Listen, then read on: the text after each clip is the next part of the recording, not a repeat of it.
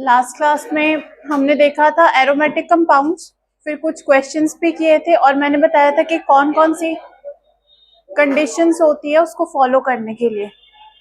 तो कल हमने क्वेश्चंस किए थे कुछ, आज हम और क्वेश्चंस देखेंगे।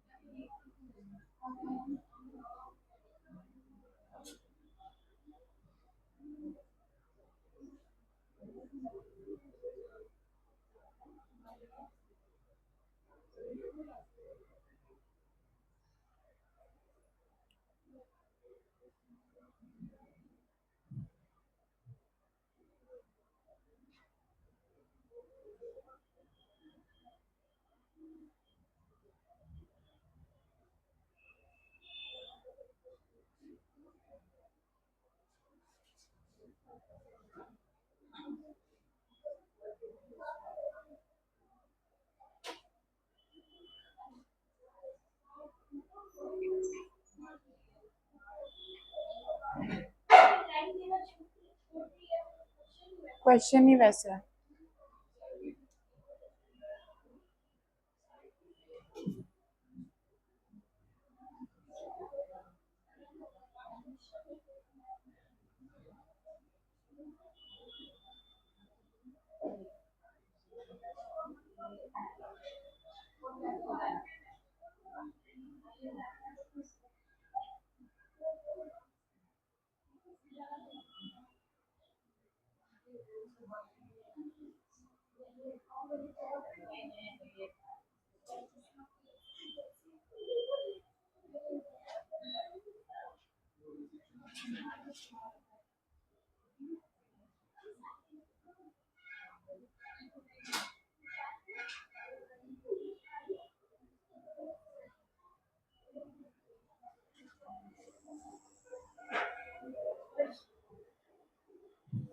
आगे बुला लूंगी मैं एकदम यहाँ पे, और उसके बाद अगर बात होगी तो यहाँ बिठाऊंगी।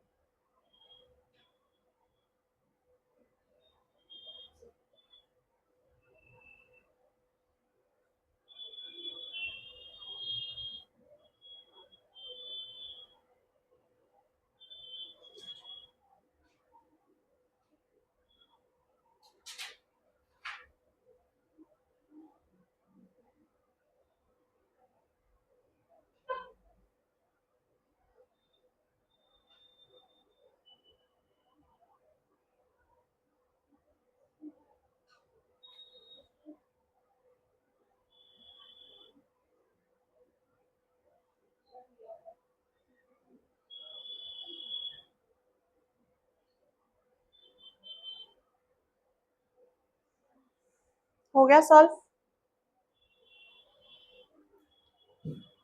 ये वाला एरोमेटिक है 1 2 3 4 5 6। दिस वन, ये एरोमेटिक होगा। क्या ये साइक्लिक है स्ट्रक्चर? ये वाला बताओ, एरोमेटिक होगा? क्यों?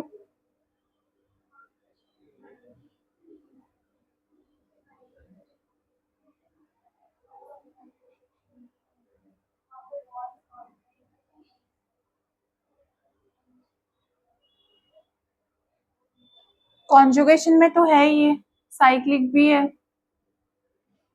ये देखो, ये हाइड्रोजन जो है वो आउट ऑफ द प्लेन आ रही है, और ये वाले इनसाइड द प्लेन आ रही है। कल मैंने बताया था कि सारे कार्बन जो है वो प्लेनर होने चाहिए, प्लेन के ऊपर होने चाहिए सारे के सारे बॉन्ड्स। ये वाला होगा, दिस वन। 1 2 3 4 5 6 7 8, 8 इलेक्ट्रॉन्स है।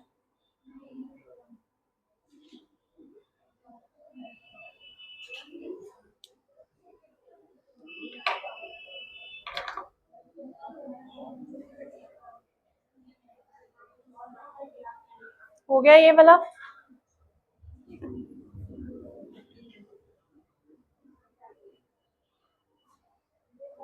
आगे आ जाओ इधर।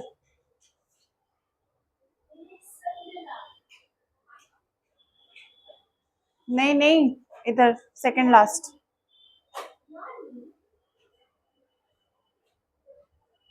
और तुम दोनों लास्ट में अलग अलग होके बैठो।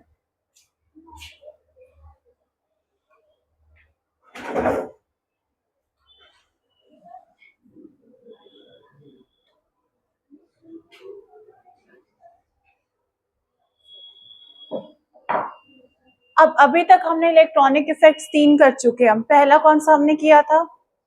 इंडक्टिव इफेक्ट किया हमने। Second electromeric effect. Third hyper conjugation. और अब हम करेंगे last fourth one, that is mesomeric effect. ये बहुत इंपॉर्टेंट इफेक्ट है, इसको ध्यान से देखना है, क्योंकि आगे की जितनी भी जनरल ऑर्गेनिक केमिस्ट्री पढ़ोगे वो उस पर मोस्टली इसमें सारे फैक्टर्स डिपेंड करेंगे। तो अगर ये नहीं समझ में आएगा फिर बहुत ज्यादा डाउट होगा।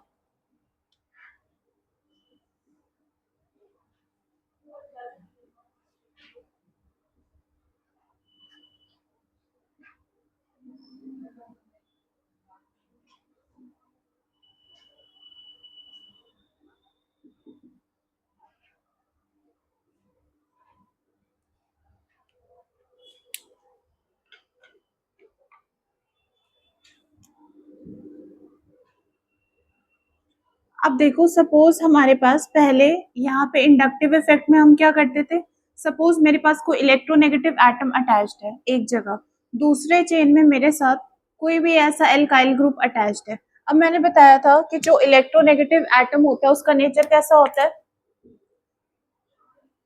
इलेक्ट्रॉन खींचने का, मतलब कि इलेक्ट्रॉन विड्रॉइंग ग्रुप के जैसा ये बिहेव करता है। यहाँ पे ये क्या करता है, इलेक्ट्रॉन इस वाले चेन को प्रोवाइड करता है, तो that means it will act as a electron donating group, यही बताया था यहाँ पे।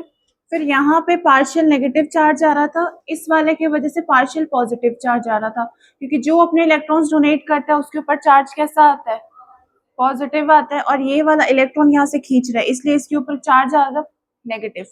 अब इस वाले कार्बन पे चार्ज आ जाएगा पॉजिटिव, इस वाले कार्बन पे चार्ज आ जाएगा नेगेटिव, तो ये वाला मैंने बताया था ये माइनस आई इफेक्ट हो जाएगा, this one will B plus I effect. अब माइनस आई इसलिए है क्योंकि ये वाला जो ग्रुप है वो इलेक्ट्रोनेगेटिव इन नेचर है और वो क्या कर रहा है, इलेक्ट्रॉन्स को यहाँ से खींच रहा है। सेकेंडली यहाँ पे मैंने बताया था कि ये जो है वो इलेक्ट्रॉन डोनेटिंग ग्रुप है, तो वो इलेक्ट्रॉन्स को प्रोवाइड करे, इसलिए हम इस वाले को कहते हैं प्लस आई इफेक्ट। अब जब हम मेसोमेरिक इफेक्ट पढ़ेंगे या फिर रेजोनेंस इफेक्ट पढ़ेंगे, वो जस्ट इसका उल्टा होगा। सपोज यहाँ पे एक कॉन्जुगेटेड सिस्टम है, अब तुम्हें कॉन्जुगेटेड का मतलब समझ में आ गया है।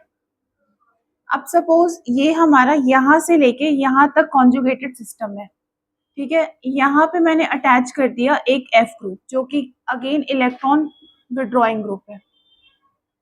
अब यहाँ पे देखो अगेन मेरे पास एक और कॉन्जुगेटेड ग्रुप है जिसके साथ कि हम एल्काइल ग्रुप अटैच कर देंगे। अब यहाँ पे क्या होगा, ये वाला ग्रुप जो है अगेन इसका इलेक्ट्रोनेगेटिव नेचर है, तो ये क्या करेगा, इलेक्ट्रॉन्स इस कॉन्जुगेटेड सिस्टम से, मतलब कि यहाँ से लेके यहाँ तक इसके पास जितने भी इलेक्ट्रॉन्स होंगे, अब देखो यहाँ पे ये पाई बॉन्ड है, ये पाई बॉन्ड है, कल मैंने बताया था कि ये पाई और ये पाई अगर ऑल्टरनेट होगा तो इन दोनों के डिस्टर्बेंस की वजह से यहाँ पे भी पाई बॉन्ड नेचर आ जाएगा, तो इस वाले को हम कॉन्जुगेटेड सिस्टम कंसिडर करते हैं। तो अब ये जो फ्लोरीन है वो क्या करेगा, इस कॉन्जुगेटेड सिस्टम से इलेक्ट्रॉन्स को पुल करेगा क्योंकि इसका नेचर है इलेक्ट्रॉन विड्रॉइंग। इतनी बात समझ में आ गई। जैसे यहाँ पे था ये इलेक्ट्रॉन्स यहाँ से खींच रहा था, वैसे ही यहाँ पे इस वाले सिस्टम से इलेक्ट्रॉन्स को खींच रहा है, ठीक है। नेक्स्ट देखो यहाँ पे इस वाले ग्रुप का नेचर है इलेक्ट्रॉन डोनेटिंग ग्रुप होता है, मतलब जितने भी एल्काइल ग्रुप होते हैं वो इलेक्ट्रॉन को डोनेट करने का काम करते हैं, चाहे मैं यहाँ पे मिथाइल की जगह इथाइल लगा दूं, प्रोपाइल, ब्यूटाइल, कुछ भी, तो वो क्या करेंगे, इलेक्ट्रॉन की सप्लाई इस वाले चेन को वापस देंगे, ठीक है। अब अगेन ये हमारा कॉन्जुगेटेड सिस्टम हो गया यहाँ से लेके यहाँ तक, इस पाई बॉन्ड और इस पाई बॉन्ड के ऑल्टरनेट होने की वजह से यहाँ पे भी पाई बॉन्ड नेचर आ जाएगा, ठीक है।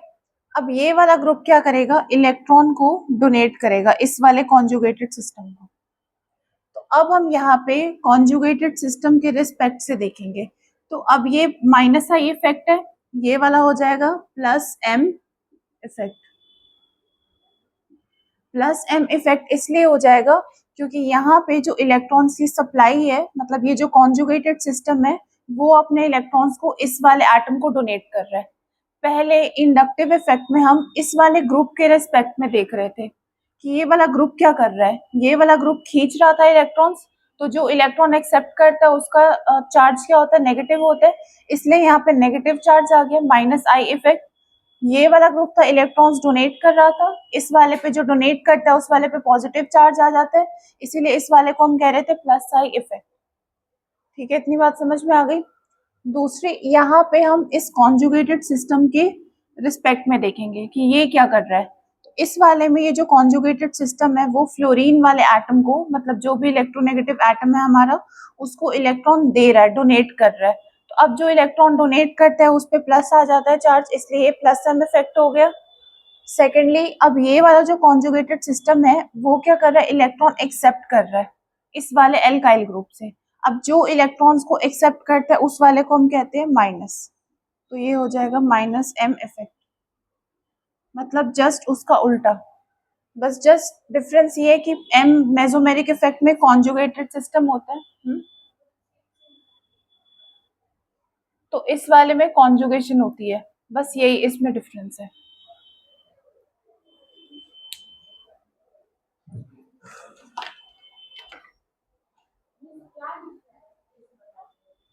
एक बार ये बना लो फिर मैं लिख दूंगी।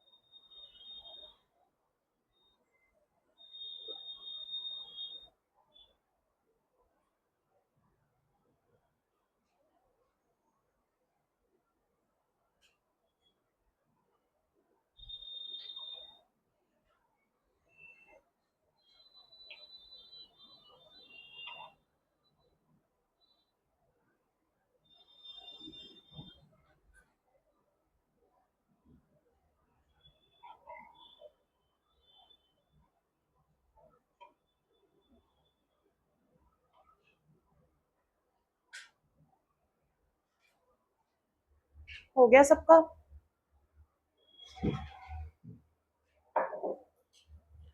अब देखो मैंने इंडक्टिव इफेक्ट में बताया था कि अगर एक बार जो चार्ज है वो मॉलिक्यूल के ऊपर इंड्यूस हो जाएगा, पॉजिटिव और नेगेटिव एनीथिंग, तो दैट विल बी परमानेंट, क्योंकि डाइपोल इफेक्ट जो होता है वो परमानेंट इफेक्ट होता है।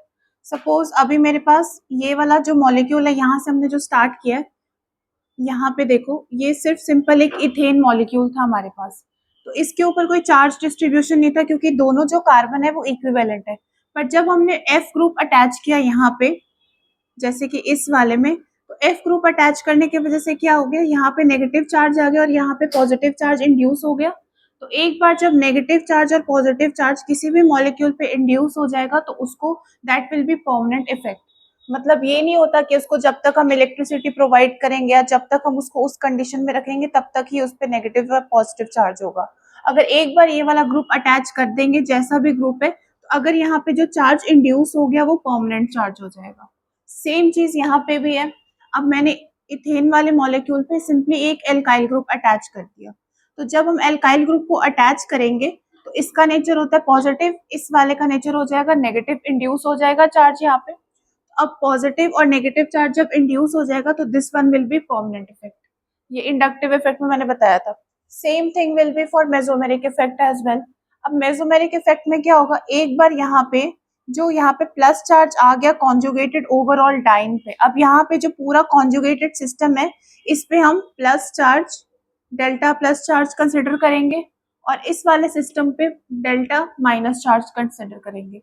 यहाँ पे देखो ये इलेक्ट्रॉन्स को एक्सेप्ट कर रहा है, तो ये पूरा जो बॉक्स मैंने बनाया जहाँ पे कॉन्जुगेटेड सिस्टम है, this one will B negative and this one will B positive. तो एक बार अगर ऐसा चार्ज कोई भी इंट्रोड्यूस हो चुका है या फिर वो इंड्यूस हो चुका है तो वो परमानेंट होगा। इसमें भी होगा, इसमें भी होगा। ठीक है, बस एक इफेक्ट है जो टेम्पररी इफेक्ट होता है, जो मैंने बताया था इलेक्ट्रोमेरिक इफेक्ट।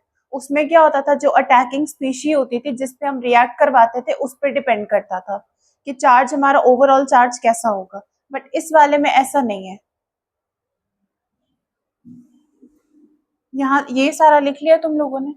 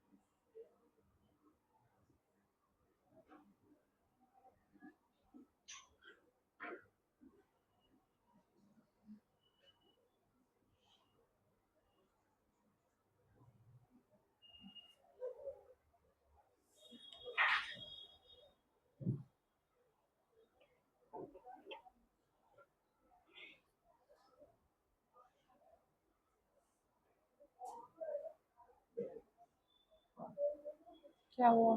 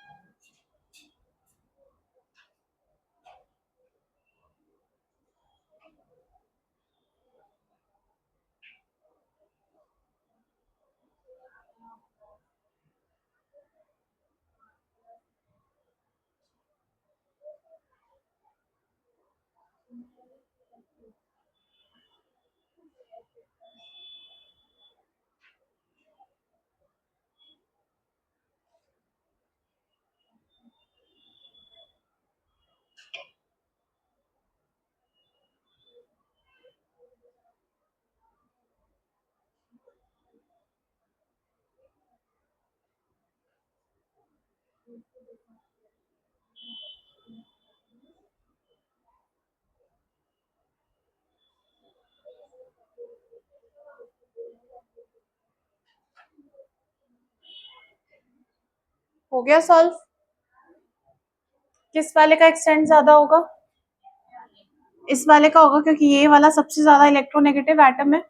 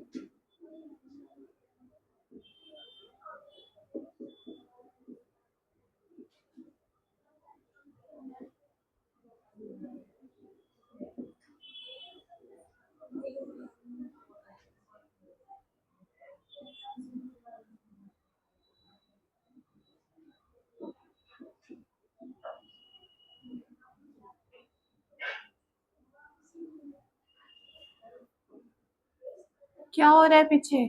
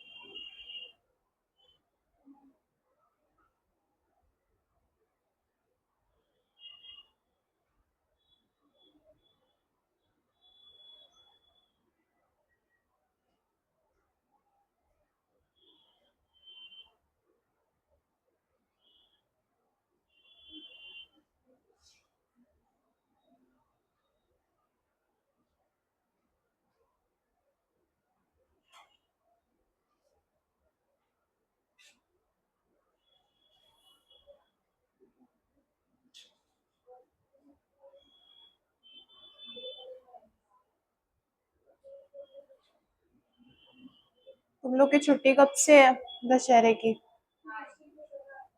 ट्यूसडे।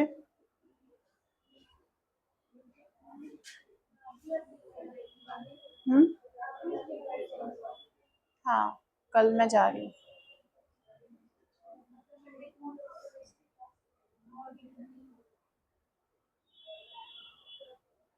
हो गया सॉल्व सबसे? क्या आएगा आंसर? सेकंड। फर्स्ट वाला प्लस एम क्यों आ रहा है?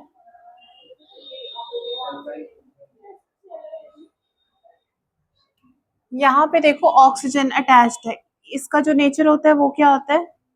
इलेक्ट्रोनेगेटिव। तो ये क्या करेगा, यहाँ से ये जो कॉन्जुगेटेड सिस्टम है हमारा, इससे इलेक्ट्रॉन्स को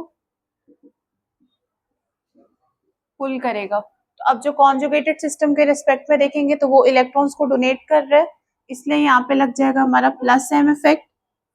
यहाँ पे देखो अगर मैं इस वाले को ब्रेक करूंगी एक बॉन्ड को सी और ओ बॉन्ड में, तो इलेक्ट्रोनेगेटिविटी डिफरेंस है, ये वाले के ऊपर पार्शियल नेगेटिव चार्ज आएगा, इस वाले के ऊपर पार्शियल पॉजिटिव चार्ज आएगा। तो अब ये पार्शियल पॉजिटिव है, दैट मीन्स कि ये इलेक्ट्रॉन्स क्या करेगा, इस कॉन्जुगेटेड सिस्टम को डोनेट कर देगा, इसीलिए यहाँ पे हमारे पास आ जाएगा माइनस एम इफेक्ट।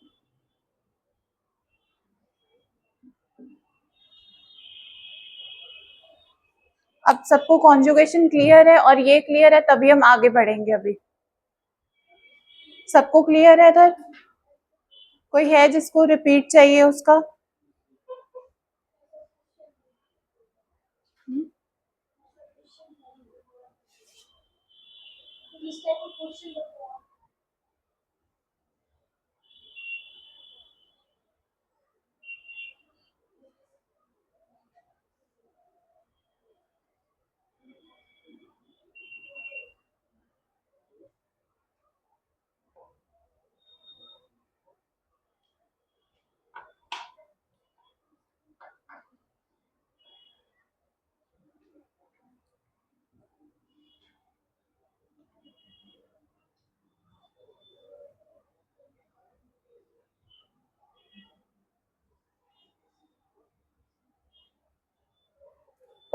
अब ये बहुत इंपॉर्टेंट पार्ट है, ध्यान से सुनना।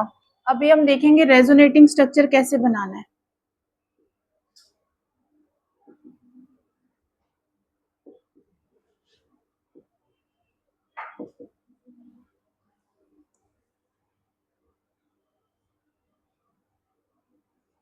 अब जितने भी रेजोनेटिंग स्ट्रक्चर होते हैं वो एरोमेटिक कंपाउंड्स में होते हैं।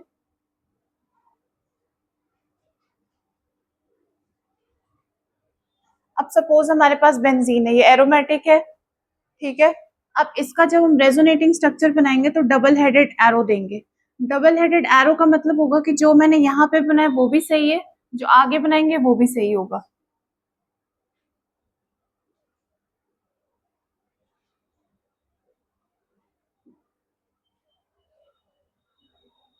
अब देखो इन दोनों ऑल्टरनेट पाई बॉन्ड के वजह से यहाँ पे कॉन्जुगेशन आई है, ठीक है।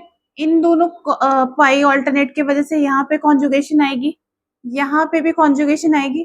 तो दैट मीन्स कि अगर मैं इन दोनों के बीच में अगर बॉन्ड है, अगर वो ऑल्टरनेट में है, तो यहाँ पे डबल बॉन्ड कैरेक्टर आएगा। तो अगर मुझे दूसरा स्ट्रक्चर बनाना होगा तो मैं इसके कॉरेस्पॉन्डिंग में ये बना सकती हूँ। इन दोनों के बीच में जो एक बॉन्ड आया वो मैंने यहाँ पे ड्रॉ कर दिया। अब इन दोनों के बीच में ये जो ये वाला बॉन्ड है और ये वाला बॉन्ड है, इन दोनों के बीच में जब हम बनाएंगे तो यहाँ पे आ जाएगा एक डबल बॉन्ड अगेन। अब देखो यहाँ पे अगेन इन दोनों के बीच में बनाएंगे तो यहाँ पे एक डबल बॉन्ड आ जाएगा।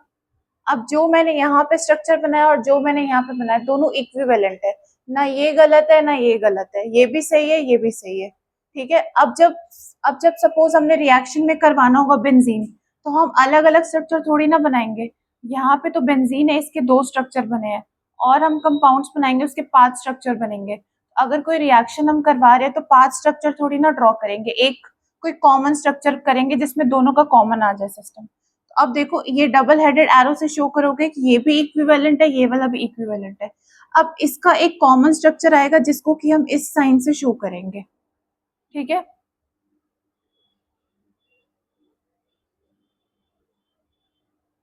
अब तुमने शायद देखा होगा बुक वगैरह में बहुत जगह पे ये वाला स्ट्रक्चर बना होता है बेंजीन का, जिसमें कि अब सपोज यहाँ पे जो बेंजीन बॉन्ड है, ये जो डबल बॉन्ड है 1 2 3 4 5 6,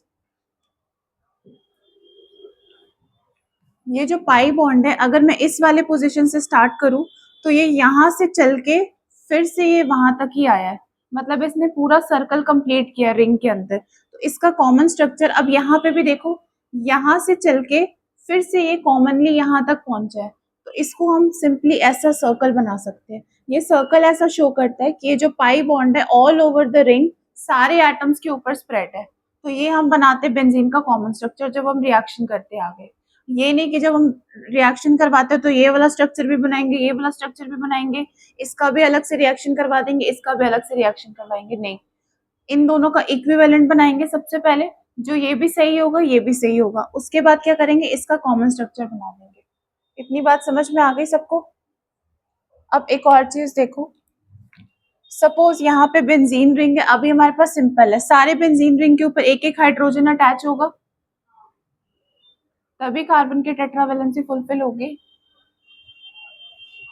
अब सपोज मैं बेंजीन रिंग के ऊपर कोई भी ग्रुप अटैच कर रही हूँ,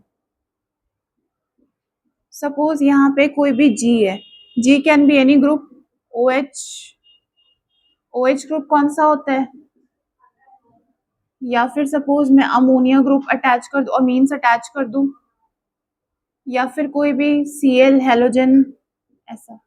इस वाले को जब मैं ग्रुप अटैच कर दूंगी तो यहाँ पे क्या होगा, हाइड्रोजन रिमूव हो जाएगा एक जगह से। अब देखो यहाँ पे जब यहाँ पे कोई भी ग्रुप नहीं अटैच था तो ये वाला कार्बन भी इक्वल था, ये कार्बन भी इक्वल था, मतलब अगर तुम्हें इसका नोमेनक्लेचर करना होता तो किसी भी कार्बन पे, सपोज यहाँ पे मैंने 6 नंबर दिया है, यहाँ पे मैं 1 नंबर दूंगी तो भी कोई फर्क नहीं आएगा, क्योंकि सारे कार्बन इक्वल है, सबकी हाइब्रिडाइजेशन सेम है, सब में सेम एटम्स अटैच्ड है। नहीं समझ में आ रहा?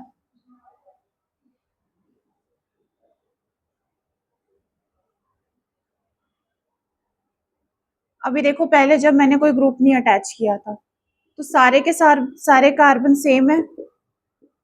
अब मैं इसकी नंबरिंग कहीं से भी कर सकती हूँ, जरूरी नहीं है कि मैं यहाँ से करूंगी या यहाँ से करूंगी। सपोज मेरी मर्जी है यहाँ से करने का, 1 2 3 4 5 6, कहीं से भी करेंगे तो इक्वली आएगा, कोई डिफरेंस नहीं है, क्योंकि ये जो स्ट्रक्चर है सिमेट्रिकल है।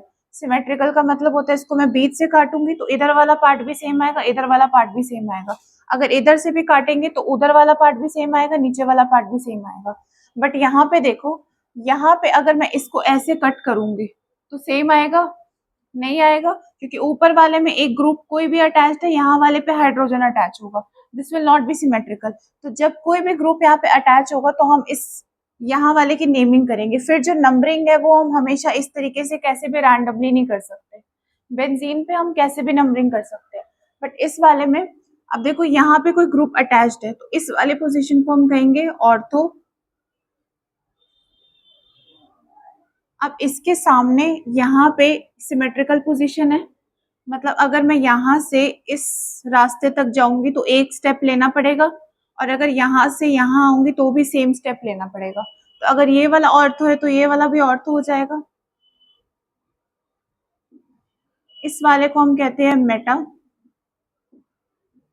अगेन अब यहाँ से चलना होगा तो 2 कदम आगे बढ़ेंगे तो मेटा आ जाएगा, फिर यहाँ से चलेंगे तो 2 कदम आगे बढ़ेंगे तो यहाँ पे भी मेटा आ जाएगा। इस वाले पोजीशन को हम कहते हैं पैरा। और जहां पे ग्रुप अटैच्ड है इस वाले कार्बन पे, इस वाले को हम कहते हैं इप्सो। इप्सो, ठीक है, जहां पे ग्रुप अटैच्ड होगा इटसेल्फ वहां पे इप्सो होगा, उसके साथ वाले में एक कदम आगे बढ़ेंगे तो ऑर्थो, राइट साइड में भी, लेफ्ट साइड में आगे बढ़ेंगे एक कदम तो भी ऑर्थो होगा, 2 कदम आगे बढ़ेंगे तो मेटा हो जाएगा, इधर से भी आगे बढ़ेंगे तो मेटा, और अगर यहाँ पे नीचे जाएंगे सबसे नीचे तो पैरा हो जाएगा। लिख लो एक बार।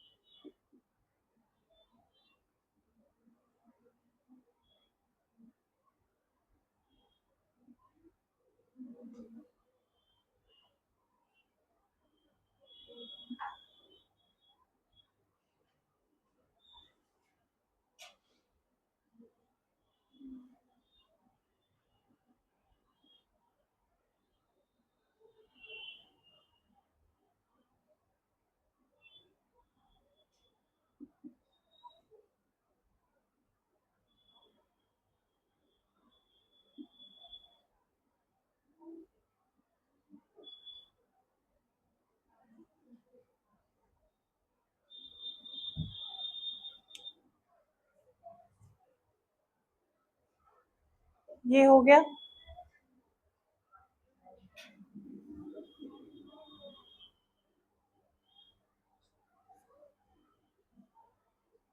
ये लिख लिया सबने?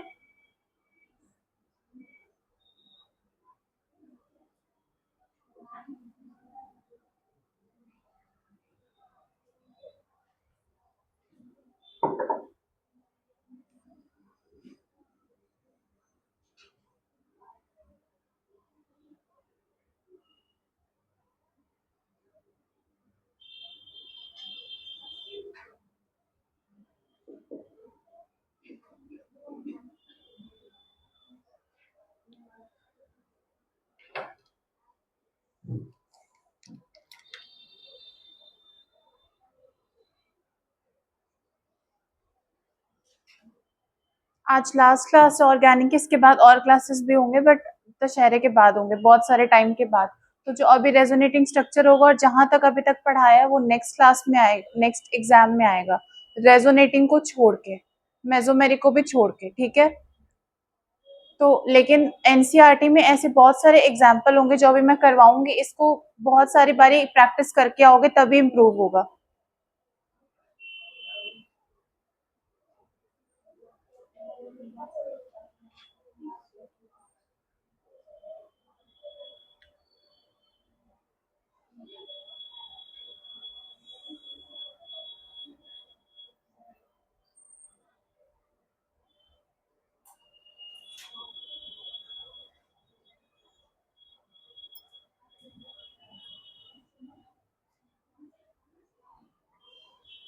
अब ये वाला जो कार्बन है यहाँ पे मेन ग्रुप हमारा अटैच्ड है, इस वाले को हम क्या कहेंगे? इप्सो। अब यहाँ से 1 2 नंबर पे चलेंगे तो ये पोजीशन कौन सी हो जाएगी? मेटा। अब यहाँ पे जब फर्स्ट टाइम चलेंगे तो क्या आ जाएगा? और तो उसके बाद यहाँ पे आएंगे तो ये, इसको ऐसे भी याद कर सकते, नीचे में पैर होते हैं वैसे पैरा।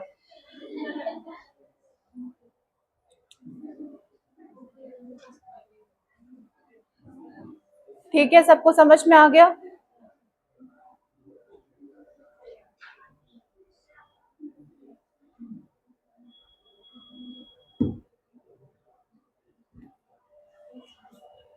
अब यहाँ पे ध्यान से देखोगे जो आगे है, ठीक है, इस वाले में बहुत इंपॉर्टेंट है ये। अब इसके हम रेजोनेटिंग स्ट्रक्चर बनाएंगे।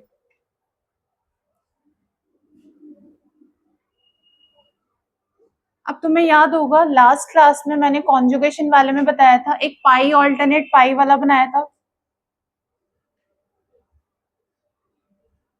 यहाँ पे मैंने बताया था कि अगर यहाँ पे ये पाई बॉन्ड है तो यहाँ पे पाई बॉन्ड है तो यहाँ पे भी डबल बॉन्ड नेचर आ जाएगा। अगेन मैंने एक पाई बॉन्ड ऐसा बताया था कि जहाँ पे कोई भी चार्ज बॉडी है, सपोज यहाँ पे ऑक्सीजन है, तो ये आपस में कॉन्जुगेशन में होंगे। नेक्स्ट मैंने बताया था कि सपोज यहाँ पे हमारे पास NH2 है, तो नाइट्रोजन के पास 2 इलेक्ट्रॉन्स होते हैं, मतलब एक लोन पेयर होता है, वो क्या करता है यहाँ पे डोनेट कर देता है, फिर से हमारा रीअरेंजमेंट होता है। याद है तुम लोगों को? यहाँ पे क्या होता था, ये जो 2 इलेक्ट्रॉन्स इसको डोनेट कर देता था, और मैंने बताया था कि 2 इलेक्ट्रॉन्स जहाँ पे भी होंगे, सबसे पहले तो ये डोनेट करेगा तो इसके ऊपर क्या आ जाएगा? पॉजिटिव चार्ज आ जाएगा, और ये 2 इलेक्ट्रॉन डोनेट करेगा, तो मैंने बोला था एक पाई बॉन्ड में 2 पाई इलेक्ट्रॉन्स होते हैं, तो यहाँ पे इस वाले जगह पे डबल बॉन्ड नेचर आ जाएगा। फिर मैंने बोला था अब यहाँ पे जो एक्सेप्ट करा ये वाला नेगेटिव होता, बट कॉन्जुगेशन में क्या होता है, ये वाला नेगेटिव नहीं होगा, ये वाला नेगेटिव हो जाएगा। इतनी बात याद है सबको? अब सेम चीज यहाँ पे अप्लाई करनी है। यहाँ पे देखो ये जो लोन पेयर है इसके क्लोरीन के, अब क्लोरीन के आउटर मोस्ट शेल में कितने इलेक्ट्रॉन्स होते हैं? 7 होते हैं। तो 1 2 3 4 5 6, ये वाला 7th हो गया और 7th वाला इस वाले के साथ शेयरिंग पे है, कोवेलेंट बॉन्ड में। ठीक है, अब देखो ये क्या करेगा, अपने इलेक्ट्रॉन्स को डोनेट करेगा इस वाले को, डोनेट करेगा 2 इलेक्ट्रॉन्स, तो यहाँ पे डबल बॉन्ड आ जाएगा। ठीक है, समझ में आ गई इतनी बात?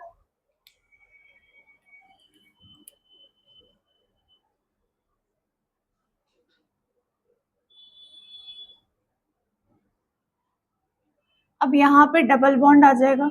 अब इस वाले क्लोरीन एटम ने अपने इलेक्ट्रॉन्स को डोनेट किया, तो इस वाले के ऊपर क्या आ जाएगा? पॉजिटिव चार्ज आ जाएगा। ठीक है, अब देखो मैंने बोला था यहाँ पे भी इस वाले पे पॉजिटिव आएगा, इस वाले पे नेगेटिव आना चाहिए था, बट कॉन्जुगेशन में क्या होता है, इस वाले में नेगेटिव नहीं आता, इस वाले में नेगेटिव आ जाता है। इस वाले में नेगेटिव अगर आएगा तो कैलकुलेट भी कर सकते हो घर पे जाके, कार्बन के पास 5 इलेक्ट्रॉन्स हो जाएंगे, विच इज नॉट पॉसिबल। इसीलिए यहाँ पे नेगेटिव आना चाहिए था, बट जो नेगेटिव चार्ज है वो यहाँ पे आ जाएगा। अब देखो इसकी रीअरेंजमेंट हो चुकी है हमारे पास, इस वाले की अभी भी रीअरेंजमेंट नहीं हुई है। यहाँ तक समझ में आ गया?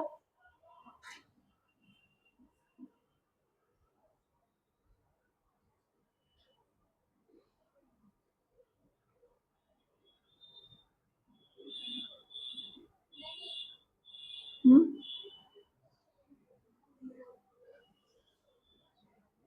अब देखो यहाँ से हमने स्टार्ट किया है, हमें पूरा सर्कल घूमना है, यहाँ से लेके यहाँ तक हम पहुंचेंगे। तो अब हम इस वाले को ऑलरेडी करवा चुके हैं, इसका और इसका करवा चुके हैं। ठीक है, अब इसका दोबारा नहीं करवाएंगे, ये जैसा है वैसे का वैसे इसको छोड़ देंगे। अब देखो ये जो नेगेटिव चार्ज है और ये वाला जो डबल बॉन्ड है, ये आपस में कॉन्जुगेशन में होगा।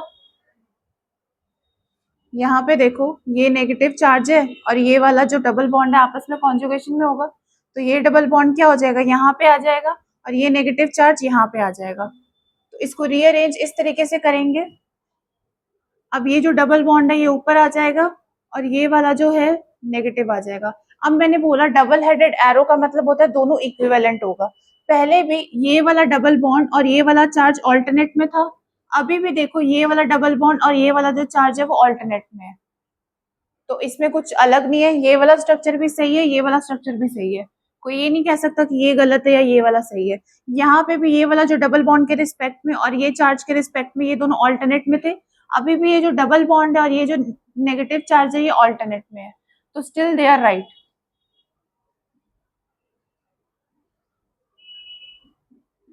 अब देखो इसका हो चुका है ऑलरेडी, हम करवा चुके हैं, इस वाले का भी हम करवा चुके हैं। अब ये वाला हमारा रहता है, क्योंकि हम क्या कर रहे हैं, यहाँ से घूम करके फिर हम वहां वापस पहुंचेंगे।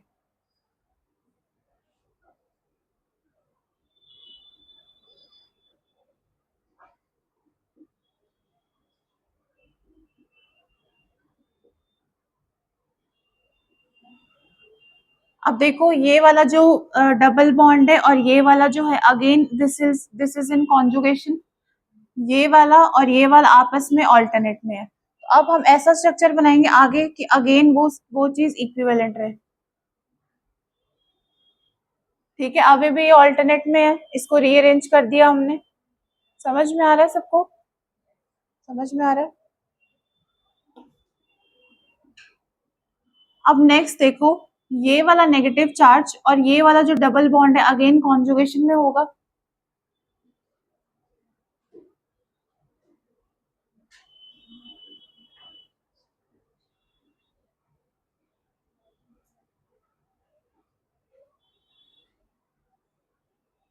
तो ये वाला जो डबल बॉन्ड है वो यहाँ पे आ जाएगा और यहाँ पे ऑलरेडी हमारे पास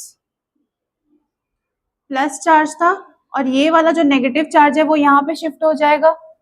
ठीक है, अब देखो तुम, +1 और -1 क्या होता है, दैट मीन्स कि ये जो चार्ज है वो डिमिनिश हो जाएगा, खत्म हो जाएगा। तो अब देखो जहां से हमने स्टार्ट किया था हम वहां तक फिर से पहुंच गए हैं। अगर तुम किसी भी स्ट्रक्चर का रेजोनेटिंग स्ट्रक्चर बनाते हो, अगर तुमने जहां से स्टार्ट किया वहां तक नहीं पहुंचते, दैट मीन्स कि तुमने कोई स्टेप में गलती की है। ठीक है, अब देखो जैसे मैंने बेंजीन का बनाया था,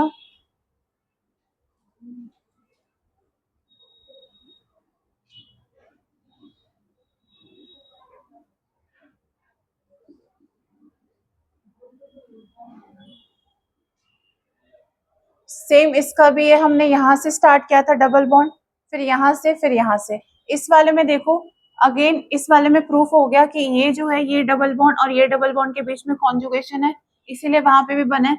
इस वाले और इस वाले के बीच में एक बॉन्ड बना है वहां पे, अगेन इस वाले और इस वाले के बीच में एक बॉन्ड बना है। तो सेम जहां से हम चले वहां तक हम पहुंच के, दैट मीन्स कि हमारा स्ट्रक्चर सही है। अंडरस्टूड?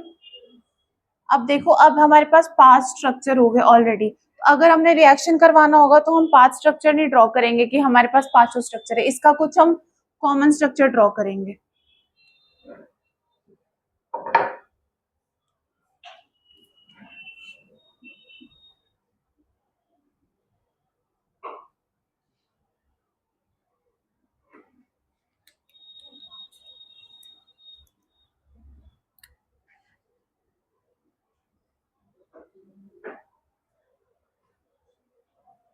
अब देखो, ओवरऑल हमारे पास 3 स्ट्रक्चर में क्लोरीन और इस वाले जो कार्बन के बीच में डबल बॉन्ड था, तो यहाँ पे हम डॉटेड डबल बॉन्ड बना देंगे।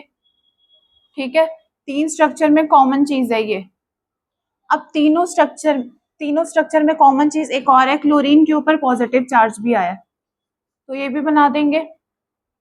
अब देखो, ये जो पाई बॉन्ड है ये यहाँ से चल के यहाँ तक पूरा रोटेट किया, जैसे बेंजीन रिंग में था, तो अगेन यहाँ पे भी ये रोटेट हो जाएगा। ठीक है, और चीज बताओ क्या कॉमन है इसमें?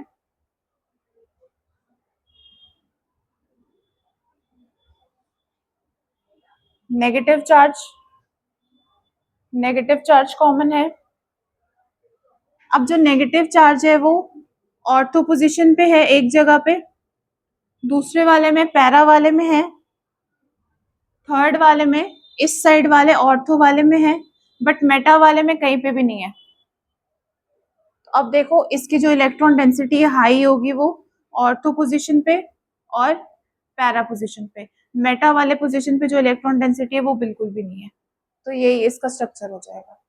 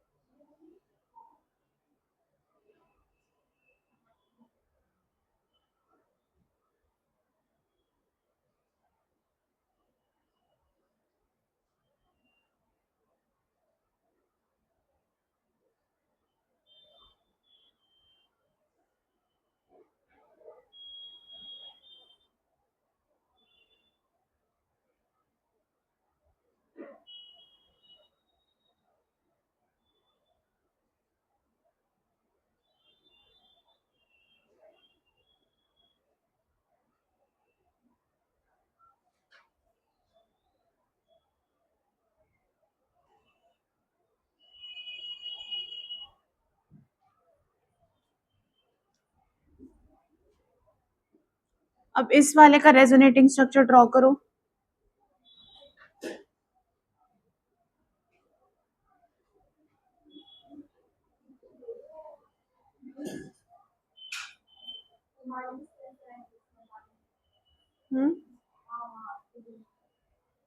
यहाँ पे ये एक जगह माइनस यहाँ पे आया था तो यहाँ पे डाल दिया, एक यहाँ पे, तो यहाँ पे एक उधर है, तो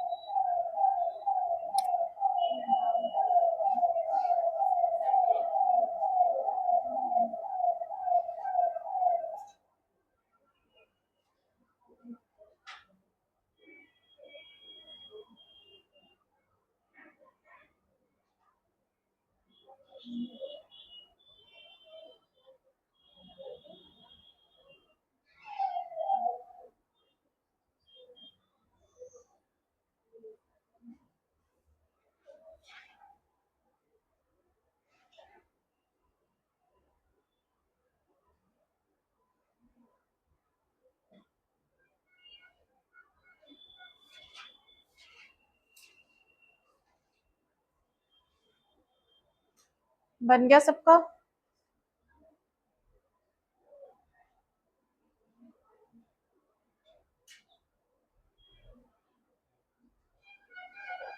एनसीईआरटी में और भी क्वेश्चंस है, प्रैक्टिस जितना करोगे उतना अच्छा होगा।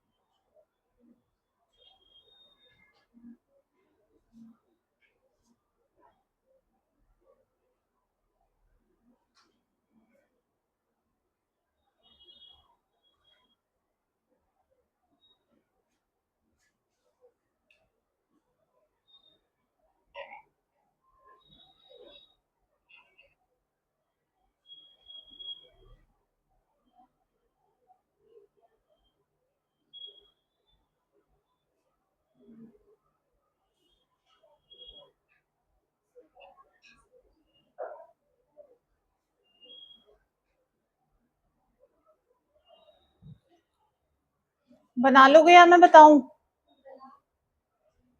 इधर बन गया है सबसे? सेम इसके जैसा ही है। टाइम चाहिए?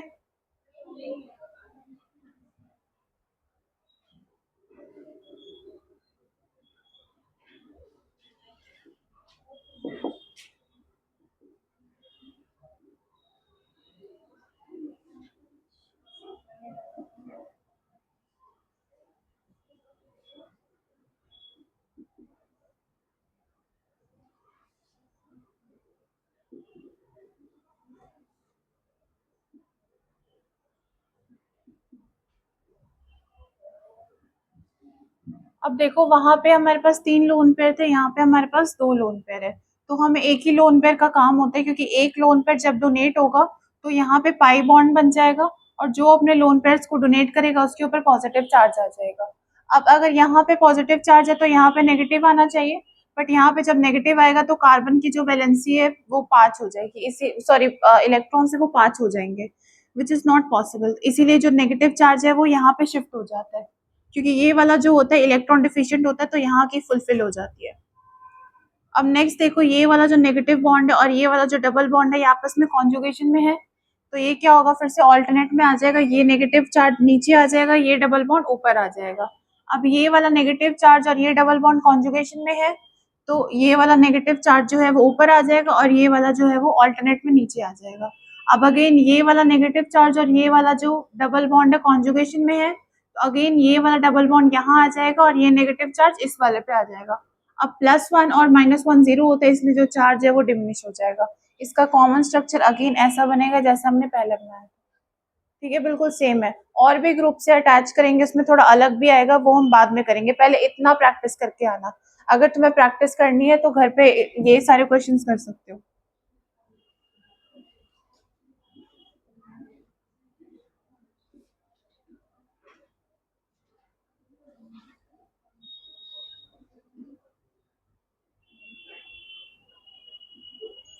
अब देखो NH2 है यहाँ पे, नाइट्रोजन, यहाँ पे कितने इलेक्ट्रॉन्स होंगे? एक लोन पेयर होगा। तो अगेन ये प्रैक्टिस कर सकते हो।